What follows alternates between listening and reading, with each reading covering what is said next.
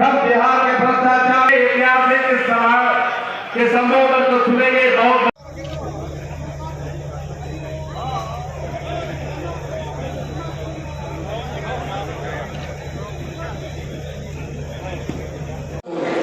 और इसीलिए यहाँ की भाग्य को देखिए, यहाँ पर शेखवार साहब का ये संसदीय क्षेत्र का भाग हुआ करता था।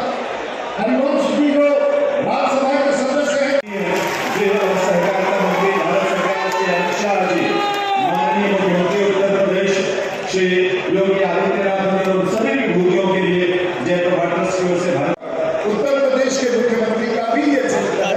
देश का पहला ऐसा हिस्सा होगा कि जहाँ हम दो मुख्यमंत्री, देश का पहला ऐसा हिस्सा होगा। हम सबको संबोधित करने के लिए, हमें प्रेरणा देने के लिए केंद्रीय गृह और सहकारिता मंत्री अमित शाह जी का शुभागमन हम सबके बीच होने वाला है। हमारे बीच इस समय मंच पर मंगल पांडे माननीय सदस्य हैं। इस बीच में उनसे निवेदन करूंगा कि वो भी इस अवसर पर आए और आपसे मुखातिब हों, आपके समक्ष अपने उद्गार व्यक्त करें। आदरणीय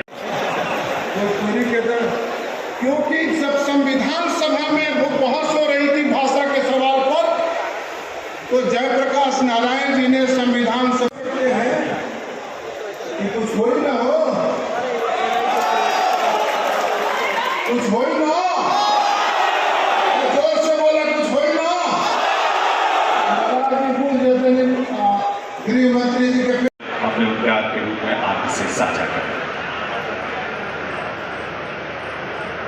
आज लोकनायक जयप्रकाश नारायण जी की जयंती के पावन अवसर पर जयप्रकाश नारायण जी साधारण प्राप्त कर सकते थे, लेकिन जनता के लिए उन्होंने पद का त्याग कर मुख्यमंत्री श्री नीतीश कुमार जी और पूर्व मुख्यमंत्री श्री लालू प्रसाद यादव जी इसी धरती पर संकल्प इस तरह से जातीय जहर की खेती करने वाले नेता हैं और भ्रष्टाचार के वातावरण में संलिप्त है, उससे मुक्त वह महामंत्र जो सबका साथ, सबका विकास, सबका विश्वास और सबका प्रयास, जिसमें न जाति का भेद है, न भ्रष्टाचार का कहीं इसमें कोई तरह का संलिप्तता है। हमारे स्वयं सहायता समूह के महिलाओं द्वारा ये चुनी गई यहाँ के धागे, यहाँ के सूत से मिले गए ऐसे अभिनंदन और एक स्मृति चिन्ह भी एक नारायण जी का। तालियां आप सबकी बनी चाहिए इस अभिनंदन समारोह में। एक माला भी है सूत की, और उस माला को भी जो अपने हाथों से हमारे स्वयं उन्हें भी एक चित्र लोकनायक जयप्रकाश अध्यक्ष जयप्रभा ट्रस्ट बहुत बहुत अभिनंदन है, बहुत बहुत वंदन है विभूतियों का। मैं निवेदन करूंगा बिहार भाजपा प्रदेश अध्यक्ष भेंट करेंगे और आदरणीय जायसवाल जी परम पूज्य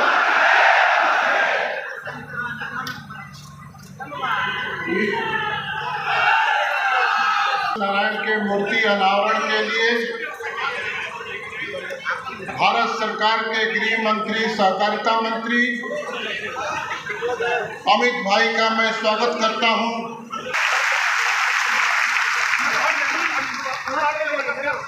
हमारे बिहार के प्रदेश अध्यक्ष जी हैं, हमारे गृह राज्य मंत्री नित्यानंद जी मेरे भाई हैं, हमारे उत्तर प्रदेश के मंत्री दयाशंकर जी हैं, दानिश आजाद जी हैं। खड़े होकर अपने अपने स्थान पर खड़े होकर कर्तव्य ध्वनि के साथ लोकनायक जयप्रकाश नारायण के इस पावन धरा जन्मस्थली पर हार्दिक स्वागत अभिनंदन करें।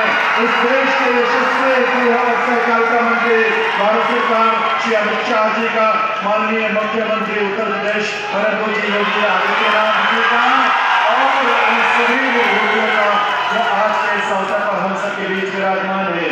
लोकनायक जयप्रकाश नारायण संपूर्ण क्रांति का उद्घोष जिन्होंने किया और जिन्होंने इस देश में राजनीति को लेकर एक नई चिंतन की धारा प्रवाहित की, जिस चिंतन पर आज माननीय प्रधानमंत्री श्री नरेंद्र मोदी जी के नेतृत्व में पूरा देश संपूर्ण क्रांति साकार होगी।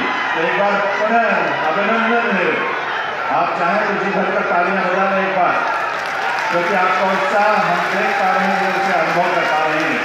अपने उत्साह भेंट करके और यहाँ पर उन्हें स्मृति चिन्ह भेंट करके उनका अभिनंदन। जवाहरलाल नेहरू के कारण से भोजपुरी संविधान की 8वीं सूची में शामिल नहीं होता। लेकिन उस समय जब देश को अखंड बनाने का एक के काम नहीं करा तुम लोग फूल माला चढ़ावे के काम जरूर करता। नाम ले लेके जो लोग नेता बनल, जयप्रकाश जी के कारण बिहार के जनता देखा के समर्थन दे हर भ्रष्टाचार उत्तर प्रदेश के हजारों हजार लोग इकट्ठा भइल जयप्रकाश जी के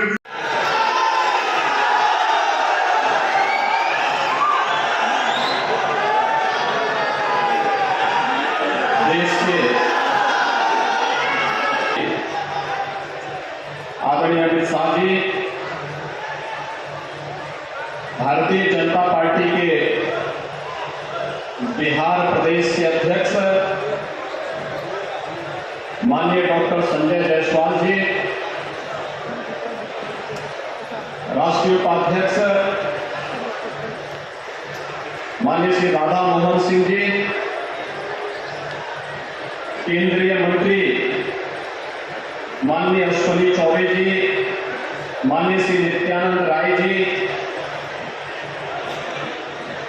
उत्तर प्रदेश सरकार में मेरे सहयोगी मंत्रीगण श्री दयाशंकर सिंह जी, श्री JPS राठौर जी, श्री दानिश आजाद अंसारी जी, भारतीय जनता पार्टी के वरिष्ठ नेता और माननीय सांसद श्री सुशील मोदी जी, माननीय सांसद और इस संस्थान के अध्यक्ष श्री वीरेंद्र सिंह मस्त जी, भारतीय जनता पार्टी के बिहार प्रदेश के सह प्रभारी माननीय सांसद श्री हरीश द्विवेदी जी, नेता प्रतिपक्ष श्री विजय कुमार सिन्हा जी,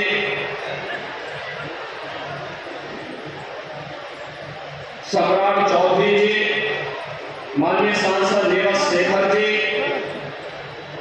इस क्षेत्र के लोकप्रिय सांसद माननीय श्री राजीव प्रताप रूडी जी, माननीय श्री जनार्दन सिंह जी,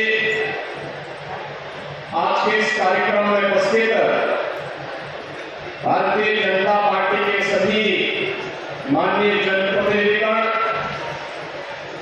और उत्तर प्रदेश और बिहार से यहाँ पर भारी संख्या में उपस्थित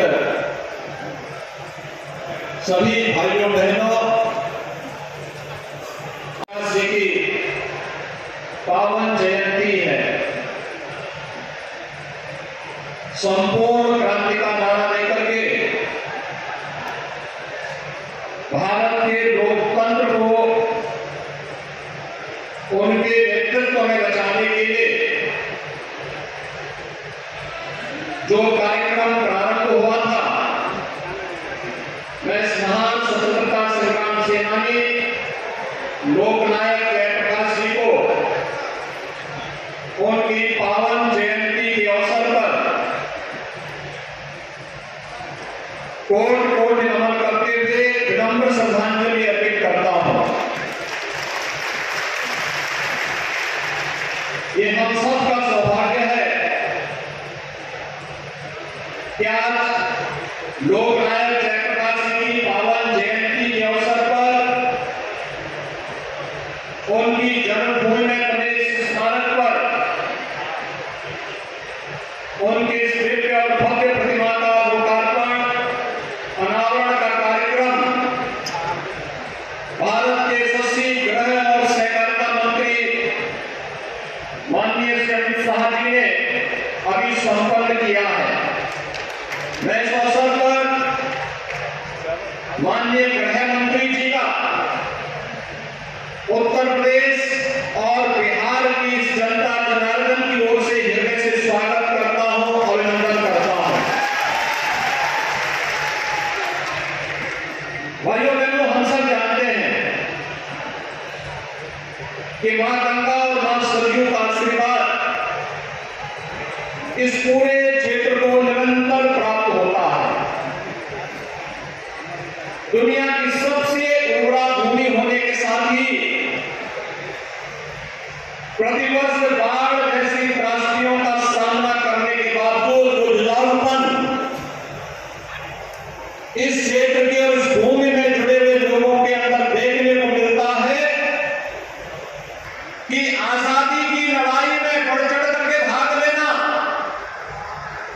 राष्ट्रपिता महात्मा गांधी के नेतृत्व में चले पूरे इस आंदोलन का पट पट पर सहयोग बिहार के अंदर प्राप्त होता रहा। लेकिन स्वतंत्र भारत में भारत की व्यवस्था का संचालन कैसे होना चाहिए, गांव के लिए, गरीब के लिए, किसान के लिए, नौजवान के लिए, महिलाओं के लिए क्या कुछ योजनाएं बननी चाहिए।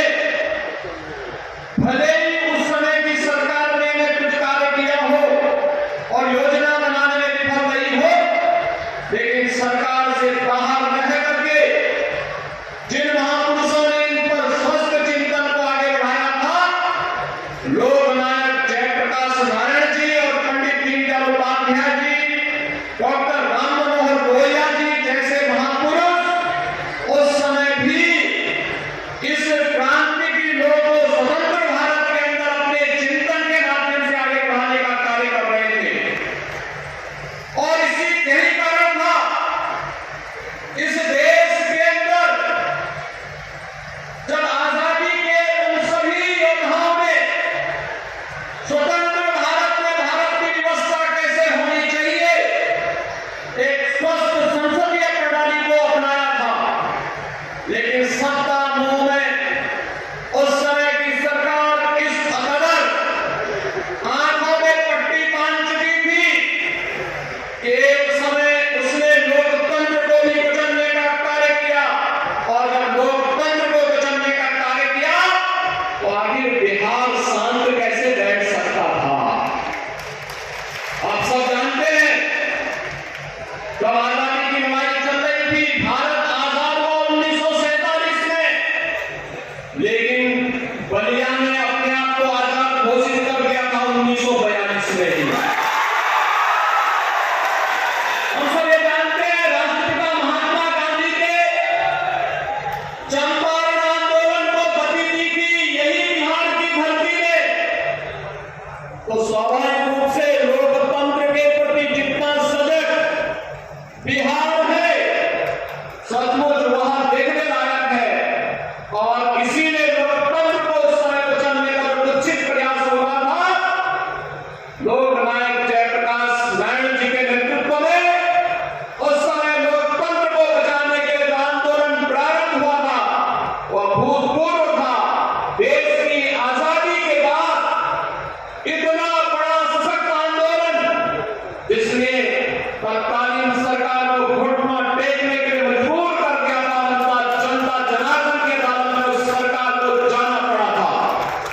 भाइयों जयप्रकाश जी के उस सपने को साकार कर रही है आदरणीय प्रधानमंत्री नरेंद्र मोदी जी के नेतृत्व की भारतीय जनता पार्टी नेतृत्व की सरकार। आपने देखा होगा समाज का कोई तबका आज के दिन पर ऐसा नहीं जिनके हितों के लिए कार्य हो रहा हो। आदरणीय प्रधानमंत्री जी ने 2016 में उज्ज्वला योजना की शुरुआत इसी उत्तर प्रदेश के बलिया जनपद में प्रारंभ करके देश के अंदर अब तक 8 करोड़ से अधिक गरीबों को, जिन्होंने कभी रसोई गैस के बारे में सोचा भी नहीं था, निःशुल्क रसोई गैस देने का कार्य भी कर दिया गया। यही नहीं, चाहे वह गरीब के सिर को ढकने के लिए छत देने का कार्यक्रम हो और चाहे वह वे तमाम गरीब कल्याणकारी योजनाएं जिन योजनाओं के माध्यम से देश के अंदर बिना भेदभाव के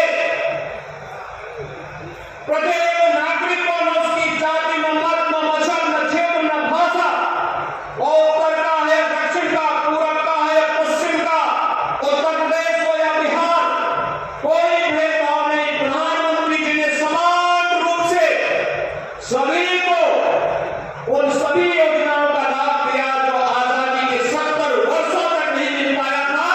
वह देने का कार्य आज प्रधानमंत्री मोदी जी के नेतृत्व में भारत के अंदर 135 करोड़ लोगों के जीवन में परिवर्तन लाने का जो कार्यक्रम चल रहा है, ये उन्हीं महापुरुषों की प्रेरणा है जो कभी प्रेरणा लोकनायक जयप्रकाश जी ने दी थी, जो प्रेरणा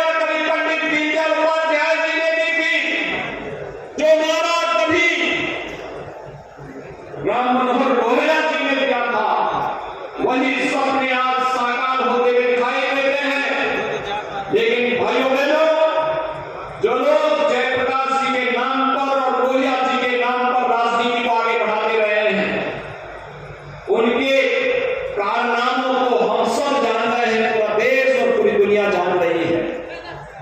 राजनीति का प्राधिकरण हो, इसके दूर विरोधी थे, लेकिन राजनीति का प्राधिकरण बिहार के विकास को बाधित कर रहा है।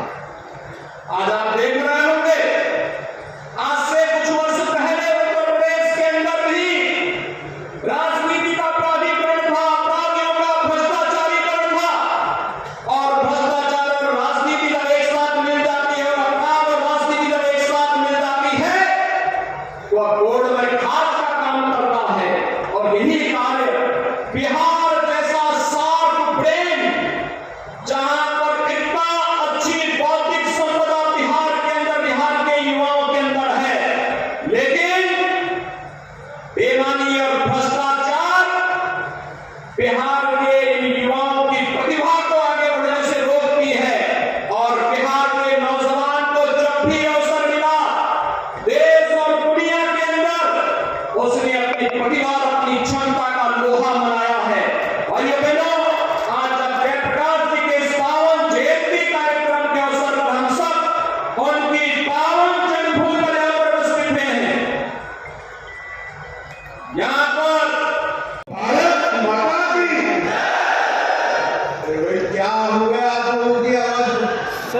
हेलो, बलिया वाले भी आए हैं ना यहाँ, बिहार वाले भी है ना, कौन से बात हुई? ऐसी आवाज नहीं चलेगी। कप्तान साहब के आए थे वो, मेरे साथ और आके हमसे मिल नहीं दोनों पाए, हाथ उठाकर लेकिन उन्होंने कहा कि हम कप्तान साहब ने कहा घर जाइए, आपको कोई परेशान नहीं करेंगे। हमने कहा जोर से भारत माता की जयकारा लगाइए। तभी तो हमको बताइएगा। जेपी के सिद्धांतों को छोड़कर हम चूंकि आज जो कांग्रेस के गोदी में बैठे हैं, उनके हृदय के अंदर कमी आ जाए। मेरे साथ दोनों हाथ उठाइए, उठाइए दोनों हाथ, मुट्ठी नीचे, और प्रचंड आवाज से बोलिए, भारत माता की, भारत माता की। मंच पर उपस्थित उत्तर प्रदेश के यशस्वी मुख्यमंत्री श्रीमान योगी आदित्यनाथ जी, आज जिनके निमंत्रण पर मैं यहाँ आया हूँ,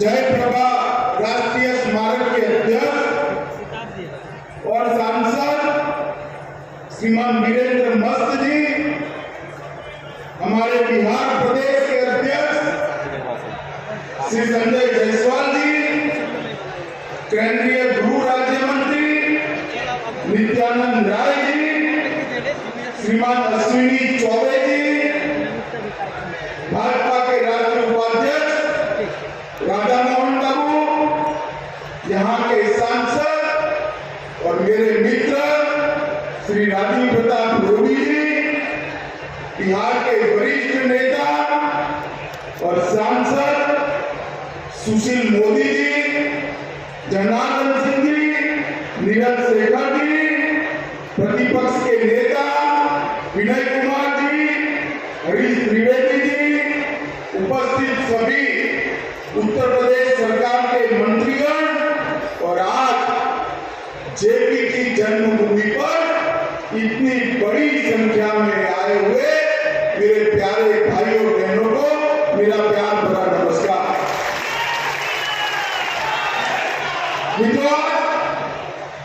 जयप्रकाश जी की 121वीं जयंती पर मैं आज उनके जन्म स्थान पर यहाँ पर आया हूँ, जेपी के महान कामों को श्रद्धांजलि देने के लिए।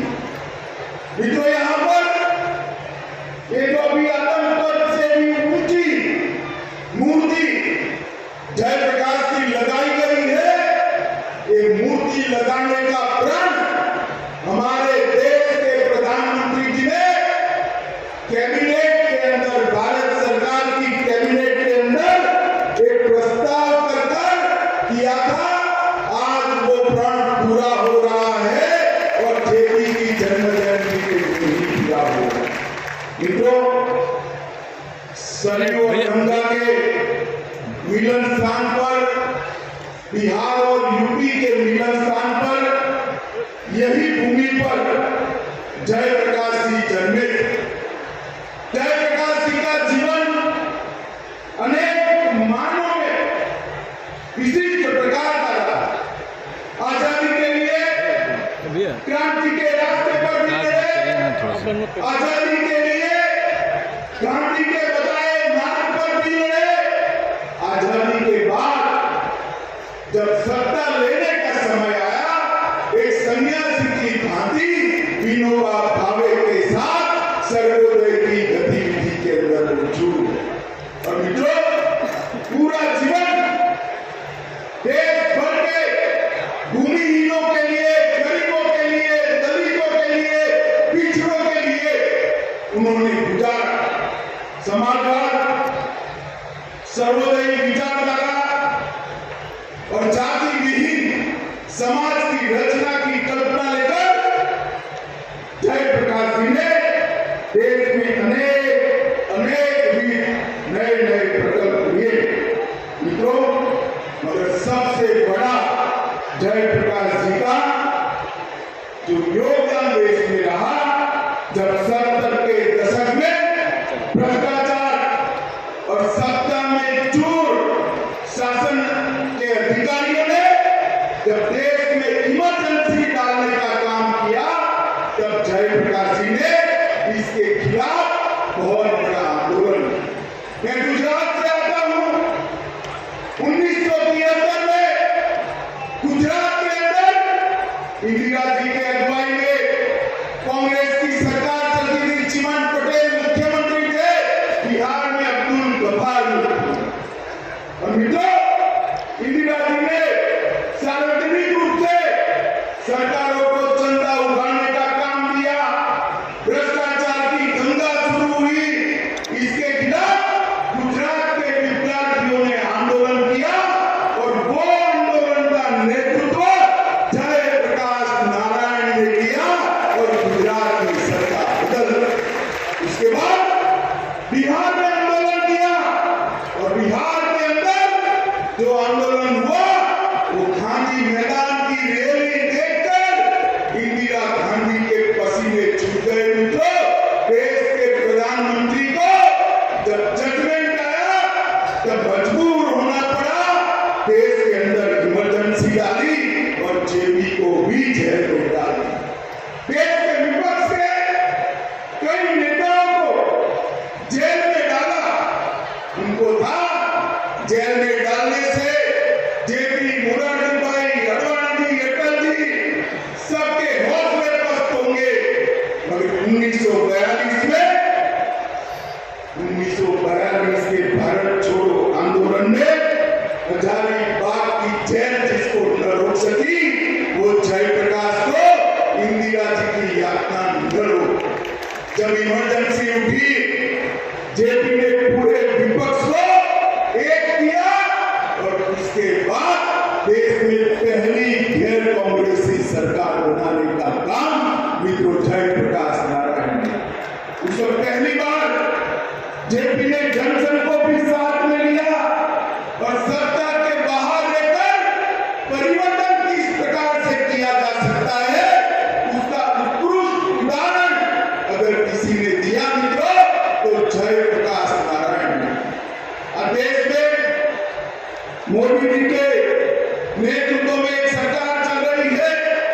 8 साल से जो जयप्रकाश के सिद्धांत थे, विनोबा के सिद्धांत थे, सर्वोदय के, वो सर्वोदय के ही नारे को मोदी जी ने अंत्योदय के साथ जोड़कर गरीब कल्याण की एक नई पीठिका शुरू की। देश के 60 करोड़ गरीबों को 5 लाख से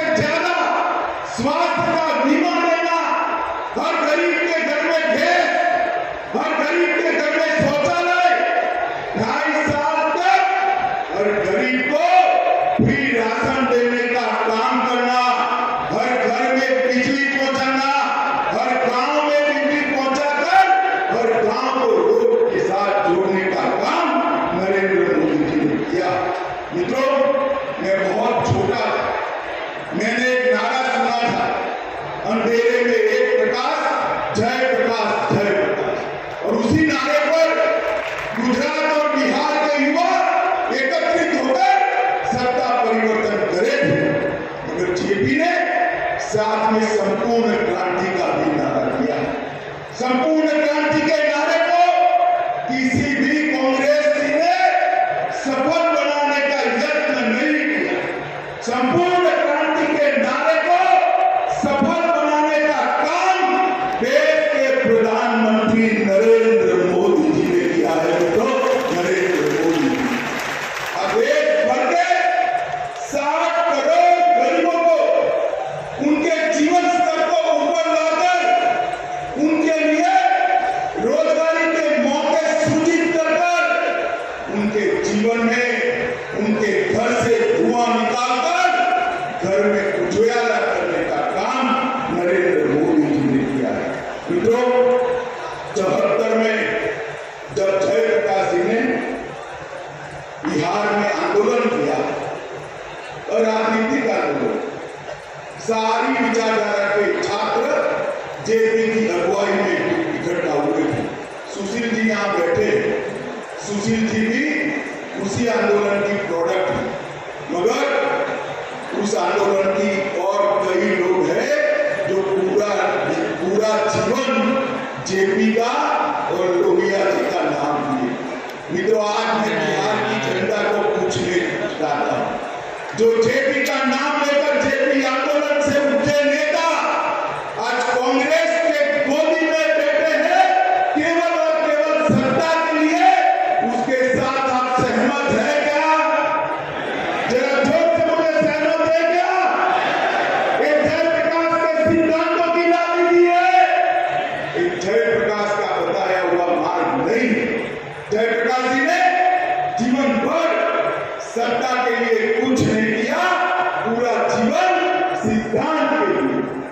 और आज 5-5 बार सत्ता के लिए पाला बदलने वाले लोग बिहार के मुख्यमंत्री बनकर बैठे हैं। बिहार की जनता को तय करना है कि जयप्रकाश के दिखाए हुए रास्ते पर चलने वाली नरेंद्र मोदी के नेतृत्व वाली भारतीय जनता पार्टी चाहिए या जयप्रकाश के रास्ते से भटककर सत्ता के लिए समाधान करने वाली एक गठजोड़ की सरकार। तो आने वाले दिनों में जेपी के सिद्धांतों के कई लोग अनुयायी युवा पैदा हो, इसके लिए स्मारक बनाने का विचार नरेंद्र मोदी जी ने दिया। मैं बधाई देना चाहता हूं, साधुवाद देना चाहता हूं भाई वीरेंद्र मस्त जी को, जिन्होंने ट्रस्ट के अध्यक्ष के नाते इसके पीछे पड़कर इसको पूरा करने का काम किया है। और आज जेपी के सिद्धांतों के लिए उन्हीं के जन्म के गांव के अंदर एक बहुत बड़ा स्नातक बना। यहाँ पर रिसर्च सेंटर भी बनने वाला है, यहाँ पर फैकल्टी की रहने की सुविधाएं भी बनने वाली, यहाँ पर विद्यार्थियों की रिसर्च की सुविधा भी रहने की बनने वाली है। और जेपी का सिद्धांत, ग्रामीण विकास का सिद्धांत, ये सिद्धांत को कैसे आगे बढ़ाया जाए, इसका हमेशा के लिए एक बहुत बड़ा स्थान मिलने वाला है। मित्रों, जयप्रकाश जी ने ढेर सारे क्षेत्र, चाहे सहकारिता का हो, चाहे ग्रामोत्थान का हो, चाहे सर्वोदय का हो, हर क्षेत्र में बहुत योगदान दिया है। आज जेपी की जन्म जयंती है, पूरे देश भर में लोग जयप्रकाश जी को याद कर रहे हैं। मैं फिर से एक बार वीरेंद्र जी को बात करता